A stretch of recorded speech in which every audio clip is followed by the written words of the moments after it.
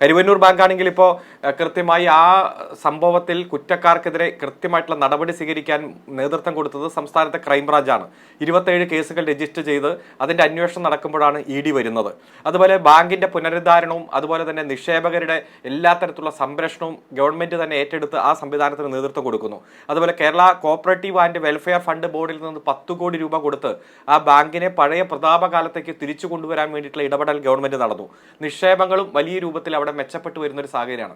അപ്പോൾ അവിടെ കരുവന്നൂർ ബാങ്കിനെ നിലവിലുള്ള സാഹചര്യത്തിൽ നിന്നെല്ലാം മെച്ചപ്പെടുത്തി കൊണ്ടുവരാനും ആ കേസ് രജിസ്റ്റർ ചെയ്തതിന്റെ ഭാഗമായി 27 കേസുകളിൽ കുറ്റപത്രം സമർപ്പിക്കാനുള്ള ധൃതി പിടിച്ചുള്ള നീക്കം നടക്കുമ്പോഴാണ് ED അത് കണ്ടെത്തി ഇത് കണ്ടെത്തി എന്ന രൂപത്തിൽ ചില പ്രധാനപ്പെട്ട പ്രതികളെ മാപ്പ് സാക്ഷിയാക്കി ഒരു അനുബന്ധ കുറ്റപത്രം എന്ന രൂപത്തിൽ കൊണ്ടുവന്നിരിക്കുന്നത്. ഇത് CPMന്റെ നേതാക്കന്മാരെ തന്ത്രപൂർവ്വം പ്രതിപട്ടികയിൽ ഉൾപ്പെടുത്തുവാനും EDക്കെതിരെ വിജിലൻസ് നടത്തിക്കൊണ്ടിരിക്കുന്ന അന്വേഷണത്തെ ദുർബലപ്പെടുത്താനും കേന്ദ്ര അന്വേഷണ ഏജൻസികൾ പല സംസ്ഥാനങ്ങളിൽ നടത്തുന്ന ഇത്തരത്തിലുള്ള രാഷ്ട്രീയ കളിക്കെതിരെ അതിശക്തമായിട്ടുള്ള നിലപാട് സ്വീകരിക്കുന്ന CPMനെയും ഇടതുപക്ഷത്തെയും അപകീർത്തിപ്പെടുത്താനും ഭയപ്പെടുത്തി കീഴ്പ്പെടുത്താനും വേണ്ടിയിട്ടുള്ള ഒരു നമ്പർ മാത്രമാണ് ഇതെന്ന് നമുക്ക് കാണാൻ കഴിയും.